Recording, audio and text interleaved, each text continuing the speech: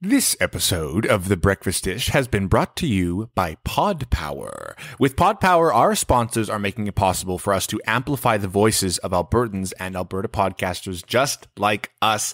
This episode, Edmonton Community Foundation is helping us give a Pod Power shout out to Book Women. Book Women is a podcast about editing, publishing, and writing Indigenous stories. 3 Métis librarians representing nations from across the homeland aim to inspire Indigenous peoples to share their stories in whatever form that they enjoy. Guests include Indigenous storytellers from diverse mediums like podcasting, burlesque, books, comics, social media, films, music, and everything in between. You can listen and find out more at bookwomenpodcast.ca. Tell me your dreams over bacon and eggs. We'll share a laugh and a story and even a wish on the breakfast dish. Bop, bop, bop, bop, bop, bop, bop.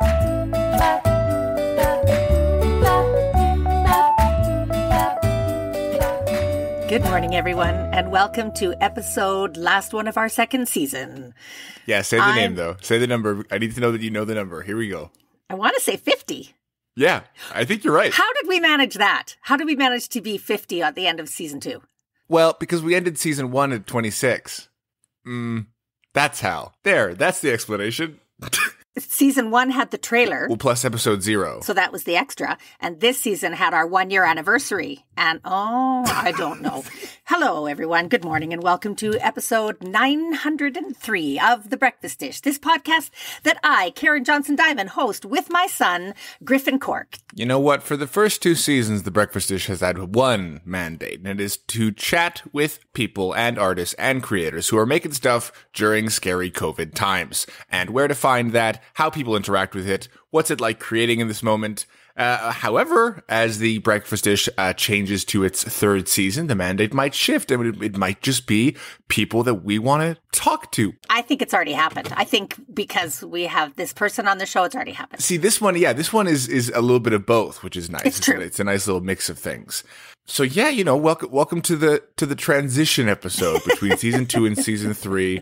And given that this episode is semi-surrounding youth education in the arts, Karen, I think I know this answer from Dad, but I do need to know, if I wasn't working in the arts, what did you pin me to work as? Not that I said I wanted to do, because I remember those: rock geologist, ballerina, Safeway grocery bagger. Those are my 3 that I always brought up. And again, I'll bring it up. I don't actually know where ballet dancer came from. I didn't take any dance classes. Rock geologist just because I got a good mark on a grade 3 rock project, and I was like, I'm good at this. And then Safeway grocery bagger because I really wanted to operate the conveyor belt thingy. Thank you. You're forgetting joke writer. You also wanted to be a joke writer. Right. So there was a weird thing I had when I was a kid, is there was the big, huge book of jokes, and I would start copying out the jokes onto pieces of paper, and then I'd be like, I wrote my own joke book. Like, there was some joke about chickens and centipedes, and it was like, unlimited chicken legs.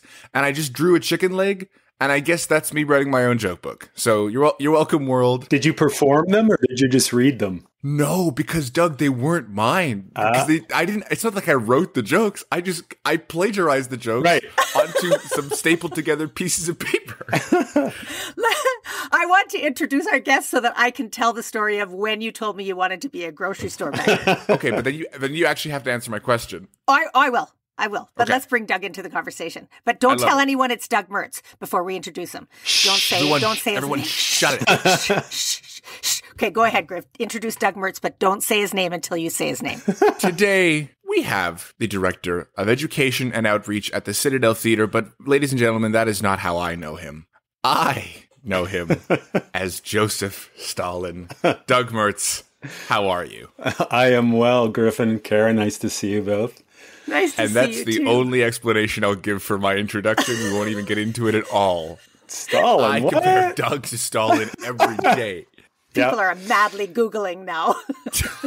Well, in my position of power at the Citadel, I am sort of a despot. So, the parallel is there.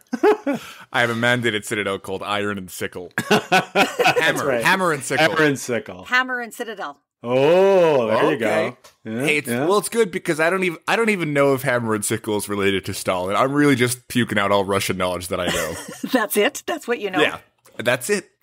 Death and destruction. That's all you have to know. Well, Right. Doug, as my mother's favorite actor, and I'm sure you know that, it's important that I talk about how she feels about people acting. And she always says that she was distressed that my sister and I both said we wanted to go into theater, but she never told me that. She's happy that I'm an actor and she's happy that I like acting. And Griffin, when he was 7, I was doing, I don't know. I was doing playwrights at ATP, at Alberta Theatre Projects, which is like 2 shows in rep plus every workshop ever. So there was a 6-week period where I was never, ever home. Like I'd crawl in at midnight and leave at 9:30, and I barely saw my kid because he'd go to school. And one night, for some reason, I wasn't working or something, and I was home to put him to bed at whatever it was, 7:30, 8, something like that. And I was putting him to bed, and he went, I had so much more stuff to do. No, you were 7? You were 7. You had all those jokes to copy. That's right. You guys don't even I was going to be a magnate. Anyway, he says, Mom, you're never here. And I said, oh, buddy, I know, but it's almost over. Like next weekend, Did I actually say that? And then you said, you're never here. Oh my God. And I said, what a guilt trip. That's a Hallmark movie. I love going to my job, buddy. Like I can't tell you how much I love going to my job. And so I hope that when you grow up, you have a job that you love as much as I love my job. And you said, yeah, I'll be one of those guys that puts the groceries in the bag at Safeway. That was your dream. And then the next time we went to Safeway, you were just like talking about how you wanted to be this. And then the lady let you run the thing. She said, oh, go pack the bags. I do remember that. And you got to push the button and move this. Sure. So what job did I peg you for? An airline pilot, because your name was Griffin Cork and you were born preemie and you were tiny. So I was trying to give you like no. Seriously. That's what you pictured me to be as I was a baby. I'm talking like when you got to know me as a person from like up to like, let's say age 8. What did you peg me for? An actor. Like there's no question. There's no question. Come on, Mother. It's 7:30 p.m. You were never here. Doug, what did your parents peg you as? I've never had that conversation with my parents. That's so funny because when I was young, well, one of the things I wanted to be was an archaeologist. I was so fascinated by Egypt. Oh. And I just wanted to like go there and, like dig things up and discover things. And then I realized how tedious the job is because you really spend like hours just brush a little tiny square of dirt. No, thank you. So then I wanted to be a lawyer and go into politics. I was always fascinated by politics. So that was my goal. And even when I went into high school, I mean, I dabbled in theater a little bit, but not that much. And it was mostly just to sort of prepare me life in the courtroom, right, in front of people and all of that. Yeah, politics is all theater. Yeah, totally, right. And I signed up for this acting class when I got to high school, and that was it. I was like, now this is really what I want to be. It won me. Oh. So yeah, and my parents were so great because at that point, then I started looking at universities, and I really wanted to go for theater. And I said to them, like, what if I go for theater and then I'm not successful? And they said, no education is ever wasted. And I'll never forget those words. I know, right? Wow. Totally. I love your parents. I love them. Because that's what I tell the kids at Arts Trek. So Arts Trek is a summer theater camp for kids. And Doug Mertz is running Foote Theatre Camp at Citadel Theatre, which is also a summer drama school. It's a faculty of education at Citadel Theatre. But that's the thing. The biggest question I get from teens is, I want to be an actor, but, what if my parents want me to go into business or whatever? And we go, there's all the time in the world. Get the business degree and then get an actor degree. You'll always succeed better with whatever education you have. That's right. And I tell parents that all the time too. They're like, my kid's really interested in this, but I don't know that I want to, encourage them because it's such a risky business. And I said, in this day and age, everything's a risky business. I mean, tell me one thing that's 100% sure. But I said, even if they don't go into it as a career, they're going to get so much out of it. They're going to learn how to deal with people. They're going to be more confident, like standing up and giving presentations. All of that, all of those skills are going to help them in life. How long have you been with Foote Theatre School, Doug? Almost 12 years. Whoa. Like since I moved to Edmonton. It'll be 12 years in August. And I started, like the first thing I did, believe it or not, was audition for former artistic director Bob Baker, because I'd had a connection with him from back in the States. And so I auditioned for him. So that was my first entree into the Citadel. And then they got my name from Betty Moulton, who used to teach at the U of A as a dialect coach. And they brought me in to be dialect coach for A Christmas Carol. And so I started that in like October of 2009. And then I hadn't been working yet like full time, because I wasn't sure what I wanted to do when I moved to Edmonton, because I was a teacher and an actor. And so I was looking around for that kind of work, but it was August. So most shows were already cast for the season and teachers were already hired. So there was no kind of work like that. So I took a job in the box office at the Citadel, started at the end of December in 2009. And then they offered me a class. So I actually taught a class for adults in the Foote Theatre School that next term.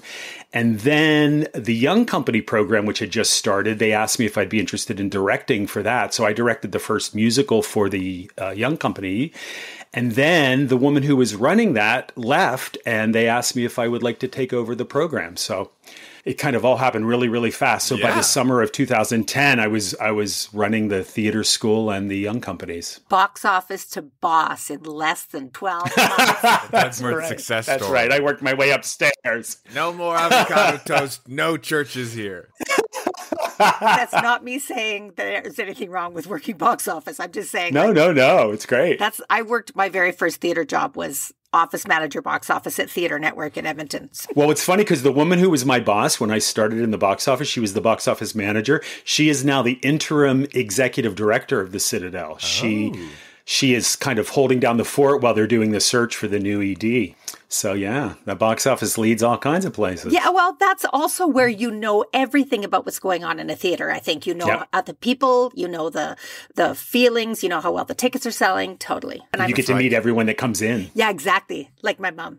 Like your mom. Oh, so I'm going to dive into that for 1 second. Yeah. It was a box office staff that when my mom lost my stepdad and started going to theater to fill her time, she went into the box office one day to pick up her tickets for, I can't remember what. Anyway, she says to the box office girl, I just wanted to say thanks so much for the seniors price, the seniors preview price, because it's perfect for someone like me on a fixed income, blah, blah, blah. And we really like it. And then she was like, oh, thanks so much. Do you mind if I pass that information on? No. And the next day she's called by the artistic director, who asks if she wants to come to a rehearsal. So she says, sure. So she goes into the first read of Midsummer Night's Dream, and she's the only one there. And she's like, I thought this was like... Hold on, because there's a little bit of detail in between those two things, which is she describes it as, it's the first day and these actors haven't met each other, so they have to play this game of what's your favorite breakfast and what'd you do today?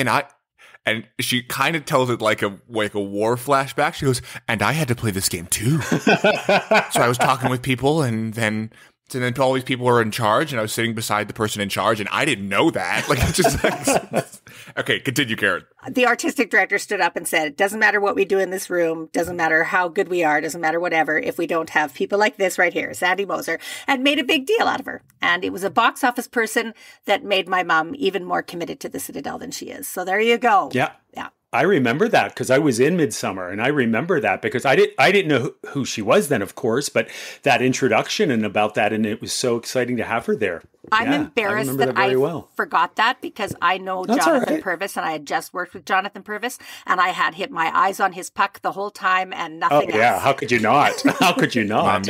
Mom, you can't say that. You can't say that on the podcast. Griffin, you're old enough now. I like pucks. I'm just saying. Tell me what icing means, Mother. What's the term icing mean in a hockey game? Yeah, you like pucks. You go over the blue line before the puck does. Am I right? Yeah. Don't ask me. I was kind of making a joke. I don't really know either. I think it's once the puck crosses the blue line, the other team has to touch it first before you do. Okay, I think. all right. Okay. Oh, man, I shouldn't have made the joke.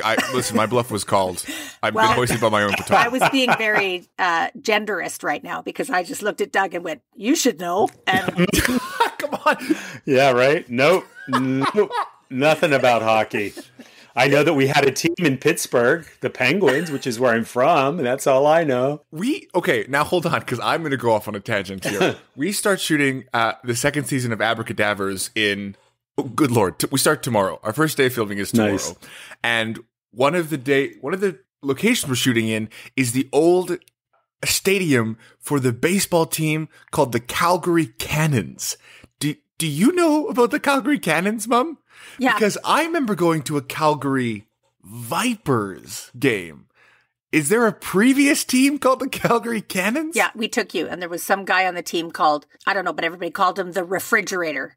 Yeah, you sit in the audience and you go, "Refrigerator, refrigerator." What? Here's another sportsy link. No, Pittsburgh- wait. You have to explain the refrigerator thing. The guy's name sounded like refrigerator. So when you were cheering for him, you'd yell, "Refrigerator, refrigerator." But this was a Vipers game. No, this is a Cannons game. No, I remember the snake. There's a big snake. Uh-huh. You might have been younger even than you're remembering. Doug, if I'm right, Andrew Ference played for the Pittsburgh Penguins, I think. That sounds familiar, yes. Andrew Ference grew up in Sherwood Park Okay. and was the son of the doctor that my mom worked for about 30 years. It all comes full cycle. Look at that. She was meant to know you, Doug Mertz. She was meant So to know many you. coinky-dinks. The fact that I know the name of any hockey player is amazing. Yeah, speaking of knowing things and knowing important things, Doug, why don't you give us like a for all the young hopeful art students and all the hopeful parents trying to get their kid out of the house for a bit, why don't you give us a rundown of the Foote Theatre School? Well, the theater school is almost as old as the Citadel itself. The Citadel is, let me think, 56 years old this year. So the theater school's 55. It literally started 1 year after the theater started as a way to sort of reward the children of subscribers. You had to be a subscriber to be able to go to the theater school back when it started. So it was one of those perks for subscribers. But of course, I it's didn't grown know since that. then. Yeah. Wow. So it's been around for a long time. And it's the largest and I think the oldest theater training program of that type in Alberta. So, yeah, we have classes for all ages, starting with age 4 all the way up through adult. We do acting, musical theater, improvisation, playwriting, design, tech, et cetera, et cetera. We have a more advanced training program called the Young Companies, which are for students who are interested in pursuing theater as a career. It's for students ages 16 to 21. And it's kind of a transition program between high school and post-secondary. And yeah, we run classes year round, and we're right now in the middle of our summer camp season. Okay, you do call it a camp because I call Arts Trek a camp, but in the end, they're both like boot camp, serious professional training for kids, which is great. So yeah, I mean, they don't stay when they come to the Citadel. They don't spend the night like they do at Arts Trek, but Ugh, I wish. What? I wish we do a Citadel sleepover. I've been talking to you about that, Doug. that would be awesome. There are nights that I feel like I sleep over. Yeah. You know, they sometimes bring Boy Scouts to the museum. Why don't you just bring a whole bunch of theater nerds to sleep over on the Schachter stage? Oh, yeah, there you go. That's actually a really good idea. I'm sure there's safety things, and they probably have to leave the ghost light on all night. What about that? Yeah. I still think it's a good idea. I'm going to sneak into the Citadel and sleep over. You know, they have actually found people sleeping in the Citadel. Not that they were supposed to be, but they sneak in and then they find a little cubby and they curl up for the night. That Hell happens yeah. at the Arts Commons downtown, too, here in Calgary. Yeah. What is your specialty that you teach? I don't teach a lot, but when I do, it's usually dialects and accents. That's my favorite thing. And I have been doing that ever since I was an undergrad back in Pennsylvania. I had a real special affinity to the accents and dialects class that we took. And so the next year I helped my teacher. I was his assistant, so that I started like right away this sort of teaching thing. And then when I started teaching seriously, later on, that was the first thing that I taught, and I still do lots of teaching and lots of coaching around the area for shows and classes. I do workshops in classes, and I've taught over at the university at the U of A. I've taught dialects and accents, and that's my favorite. Are you a professional one-on-one coach for actors that are auditioning for film that have to not sound Canadian? I have done that, yeah. It's a fellow here in, I'm sure you know David Lorraine, but he's in Calgary here. And yeah. Whenever I have an audition that says, do not sound Canadian. So I was like, hi, David. Guess what? I was wondering if you could make me sound American. Is that you doing the American, or what was that? No, that's probably what I sound like to most American film directors. I'm from America. How precise can you get in terms of like the dialects and accents of like in like regions of Britain, like regions of England, in terms of like, and I'm not even talking just like RP and Cockney. I'm talking like Yorkshire, East London, West London. Like, is that some of the work that you did in your undergrad? Because that stuff is fascinating to me. Yeah, no, we never got that particular, because when you're learning, usually when you're learning as part of a university training program, you learn sort of the general ones, because you have to start somewhere, right? So you learn Irish, and you learn, RP, and you learn American Southern and New York City and all of that. But then you can get more specialized. It's so easy now because of the internet. I mean, you can find recordings of people from anywhere, and you just sort of like, you listen, you sort of figure out what they're doing with their mouths, how they're shaping sounds. You have a little bit of knowledge from before, but so much of it is particular to the recordings that you can find, and there's a wealth of material on the internet. So do you ever, if you've ever been interacting with a person who's like dialect or accent you're unfamiliar with, do you ever catch yourself just like kind of like zoning out on their mouth and trying to figure out like what they're doing? Sometimes, yeah.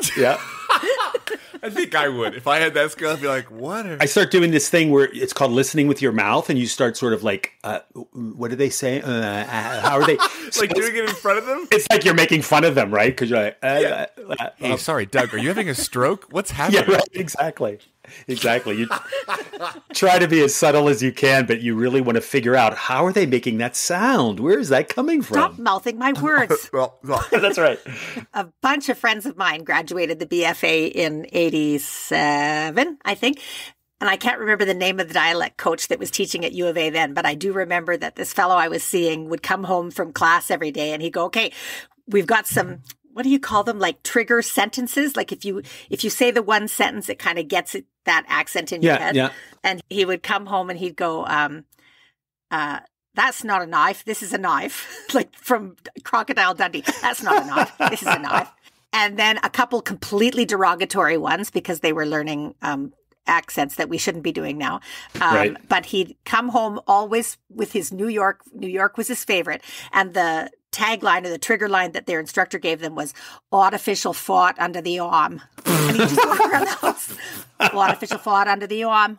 Artificial fought under the arm. Actually, I think that's Axe Body Spray's new slogan. The first time that really worked for me, I was doing this production of this play called Stuff Happens by David Hare. It's about the lead up to the Gulf War, like with George Bush, and I was playing Tony Blair, and I couldn't quite find his voice. I mean, I was dancing all around it, but I couldn't quite, and I was listening to these recordings, and even before I knew what I was doing doing that sort of mouthing his sounds, and he said this one word, cappuccino. And as soon as I heard cappuccino, I found his voice. It was cappuccino, and that was it. And then I was Tony Blair. You are Tony Blair. So just that one word, it triggered me. It was so cool. And that was like my big discovery. Like, oh yeah, this really works. Is it because there was a little nasal quality to it? Cappuccino? Yeah. It was just that one word, just everything about it, the nasality, the sort of the clip to it, because he's very clipped when he talks, right? But he does have sort of that nasal thing too. Right. Cappuccino. That was my favorite, because I was like, can you do an accent for us? No, that'd be rude. Don't ask that, Karen. That's right. Me and Karen had a 45-minute production meeting of like, how are we going to trick Doug? Okay, you ask about, I don't know. Yeah. All right. Well, besides artificial farts and besides cappuccinos, what are some of the other classes that are being taught at the Foote Theatre camps? So, coming up, we have a couple of 2-week intensives. So most of our camps are just 1 week, and they're for all levels. So people who are just starting out, or we have people that come every year and take classes with us all year round, and then they do the camps. But we have these 2-week programs in acting and musical theater. We have a younger musical theater camp for 12 to 15-year-olds, and then an older one for 15 to 18. So these are the ones that are starting to get really serious. So they have a 2-week acting camp with Lynette Smith, who teaches at Strathcona High School, and the musical theater camp is run by Kate Ryan, Stephen Greenfield, and Althea Cunningham.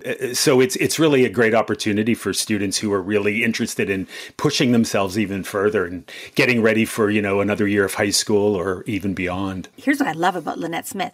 All year long, she teaches. All year long. And then she jumps immediately into Arts Trek because she's our curriculum director. And then she jumps immediately to Foote Theatre School. And then she usually does a show for the Fringe with her alumni kids. Totally. She breathes and sleeps theater, and I love her. I know. I love her too. I think she's part shark. Like, she can never stop. She has to keep moving, has to keep doing theater all the time, or she will die. Yeah, I think part shark, or she will die. Theater shark. What else fun is going on in your life right now? Well, big change in my life. Yeah, this is probably a scoop. Woo! Is it a scoop? Are you allowed to say it? Sure. It's been officially announced to the staff at the Citadel, but I am actually leaving my position in about a week and a half. Whoa. I was hired at MacEwan University as a full-time faculty member. Yeah. Oh, brilliant. They have a 4-year BFA starting in the fall of 2022, and they were looking for a new full-time faculty person who would teach voice and text and that kind of stuff. Not singing voice, but speaking voice. So I applied for the job, and I got it. So I've started there already. I mean, my contract started July 1st, but I am at the Citadel until August 4th. So I'm winding down my 12 years at the Citadel. Oh, and here we get you in your final bit of time there. Right. Because MacEwan's just switched. They're switching. Yeah. It's happening starting in the fall of 22. So this is the last year for the 2-year certificate program. So, but the students who are enrolled now, who are part of this 2-year program, can just transfer over to the 4-year starting in the fall of 2022. And then they get, they'll get a degree at the end of their time instead of just a certificate. Somebody from MacEwan came to our post-secondary discussion at Arts Trek. We had representatives from, I think, every Alberta theater school come talk to the kids at Arts Trek, and it was brilliant. It was really brilliant. I saw on Instagram that you were doing that. That's really great. Yeah. You know what was great? Is I kind of thought it was going to be, well, sure, they do that, but we do this, blah, blah, blah. And they were all really supportive of each other. Yeah. Which I thought was fantastic. I found that to be true in general in Canada, like, compared to the US, where I come from. You know what I mean? It's just, you know what I mean? Like, when I started calling people up. So I took over the program, the FTS and the Foote Theatre School, that is, and the young companies in the summer of 2010. And I had to put a program together for that fall. So I didn't know anyone. I had been in town for less than a year. And so I was getting names from James McDonald and Brian Dooley and Bob Baker. They were giving me names of people. So I was just calling random people up and saying, hi, I'm, Doug Mertz, blah, blah, blah. And would you like to teach for the young company program? And they would always say yes, and they would never ask me how much they were going to get paid. And I found that amazing because in the US, that's always the first question. Really? Well, that depends. What does it pay? That's always the first question. And no one asked me that here. And I was kind of like, they do know this is a job and they're going to get paid, right? But they didn't ask me what they were getting paid. So it's like, it was so great that it was more important. The work was more important than what the financial compensation was. There's probably been a lot of trust garnered in that sense of it won't be unreasonably bad paid. Do you know what I mean? There has to be the trust, or else they'd be like, maybe. If they, I don't think they'd say yes. People still got to pay rent. Yeah. I think you just garnered that trust. Also, you're pretty nice, so yeah, he sounds good. I'll go work for him. That's great. I trust that voice. The other thing too, though, is I think sometimes when you say, "Do you want to teach kids theater?" nobody thinks about the money first. Yeah. They're all like, "Oh, my heart is there. Yes, yes, I will." Well, I mean, none of us get into this for the money, right? I mean, if you do, you're in trouble. But so it's got to be about the love of the art, the love of teaching, the love of paying it forward. Sharing your experience and knowledge with students. For real, I love that. Oh my God. I just put a down payment on a $1.2 million bungalow out in South Mission. Is it not for the money? For real? Well, that's because of your film career. That's where you get the money. That's that film cash. It's not that stage stuff. It's that film stuff. There is also still points. We're just working on independent film, but sometimes when we try and rent out a location, because we're still kind of young-looking filmmakers, it behooves us to go, we're just working on a student film. Because if a person hears that we're working in film, they'll go, okay, $5,000 a day. Yeah. It's going to be $5,000 a day because they're used to Winona Earp. And we go, oh, we're not that. Right, exactly. Griffin hired me to do craft services for his shoot for the next 5 weeks. Nice. That's right, Abracadabra's team. Get ready for some true nepotism. Where's my chicken fingers? You promised me. You said I could have Chucky milk. I'm asking you a question that is just on behalf of my mother now. What roles have you loved the most that you've performed in Edmonton? Oh, I'd have to say my favorite was when I did Clybourne Park at the Citadel. It was so cool because I got to play two different characters, because the first act is set in the 50s and the second act is set present day, like the 2000 whatever, around 2010, I think. So I got to play two different characters. And I mean, it's such a beautiful play anyway, but that was really fun because the first character I played was this man who was sort of overwhelmed by life and sort of like caught in this place. He wasn't very happy. And then the second guy, it was the guy that was digging up the backyard of the house, 50 years later. And he was this real character. And I got to wear this fake mustache and these sunglasses. And it was just really a lot of fun. I loved that. But I also have a really special place in my heart for the very first play I did when I moved to Canada, which was August Osage County at the Citadel. I love that play. Oh, it's such a great play. I played the sheriff, who's the former love interest of the oldest daughter, who was played by Brenda Robbins. So we got to have this little make-out scene in Act 2. And I didn't even realize then, because again, I was so new. I'd been in Canada for just over a year. I didn't know that I was working with these titans of Canadian theater, Fiona Reid and Brenda Robbins and Kelly Fox and Rick Reed. I mean, amazing people. And they were all so nice and so welcoming. And I loved that experience. Okay, now I'm asking you a question on behalf of Griffin's mother. What was it like working with the graduating BFA class of 2018? 19. It was amazing. We had so much fun.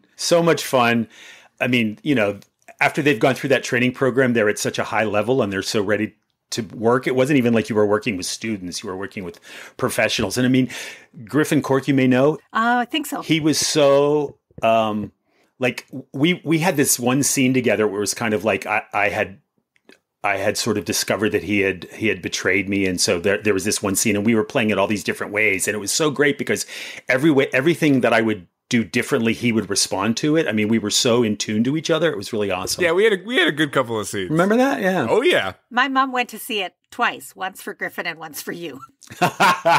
And she baked. She brought baked goods, which is so amazing. Oh, my God. That was such a treat. I think the best scene that I remember us discovering, and this is, hey, Breakfastist listeners, this is about to get freaking XXX rated. So there was a point where I think you realized that Stalin almost reached an orgasmic amount of knowledge, and then Vern was in the room and he went, "That's exactly what I intended." So then it was a point of right, so what do? I'm still in the room. Should I leave? What happened? And Vern wrote the play. Mm-hmm. And it was fun having him in the play too. We were the Lenin and Stalin there. We were going to go on the road and do an act, right? I think you still should. This episode is brought to you by Park Power, your friendly local utilities provider in Alberta, offering internet, electricity, and natural gas with low rates, awesome service, and profit sharing with local charities. Hold on a second. There was a lot of P's in that beginning paragraph. Okay. So now I'm obsessed with counting how many times the letter P shows up in this advertisement. So keep reading and I'll count. Okay. Silently or? I can do it silently. I'm using my fingers though. All right. Yeah. Use your big brain. Here we go. In Alberta, you get to choose who to buy your internet electricity and natural gas from. Karen, I see your fingers going. If you choose Park Power, you're choosing a positive local business. Plus, Park Power shares its profits with local non-for-profits that are working to make a difference for their communities. Shopping local is very important to Park Power's owner, Chris Kozowski, and we love local here at the Alberta Podcast Network. So the relationship here is a great fit. Learn more at parkpower.ca. Karen, what did you get to? I think 13, but if I'm wrong, please email us at thebreakfastdish@gmail.com and tell me how many P's were actually in that. And show your work.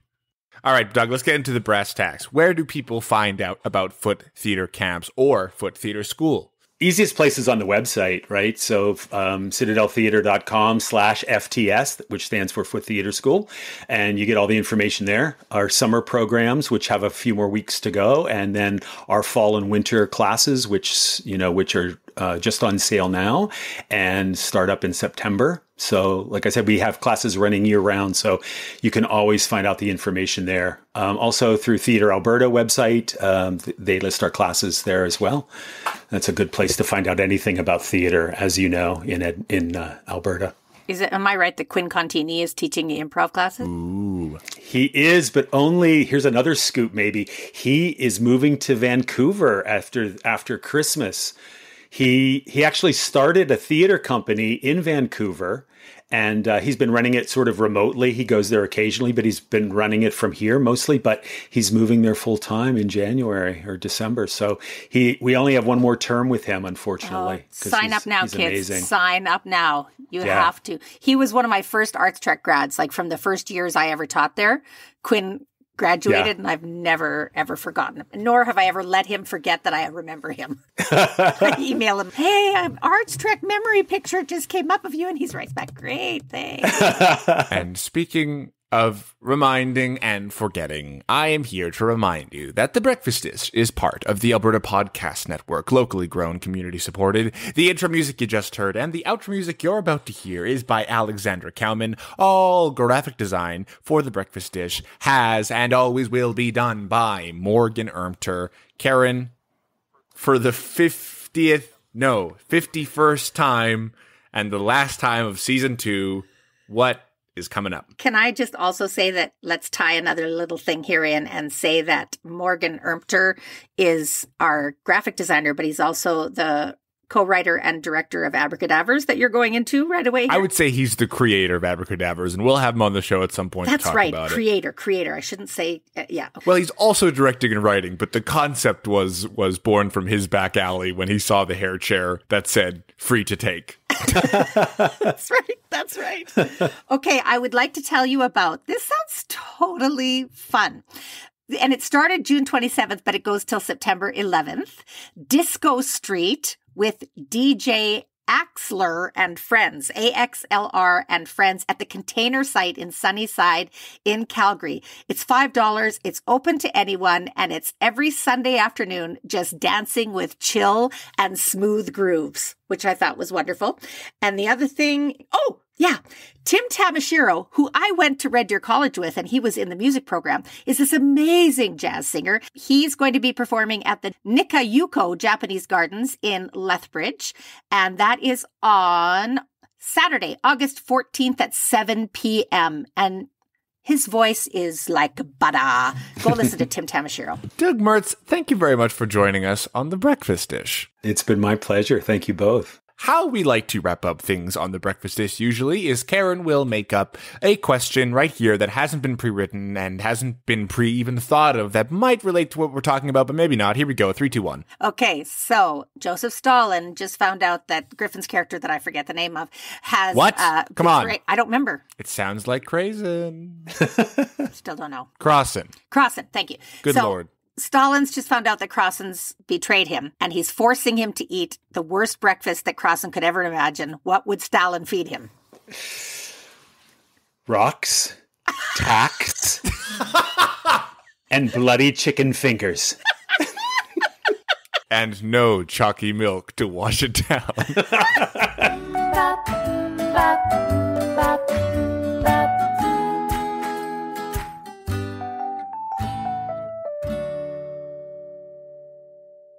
This has been The Breakfast Dish.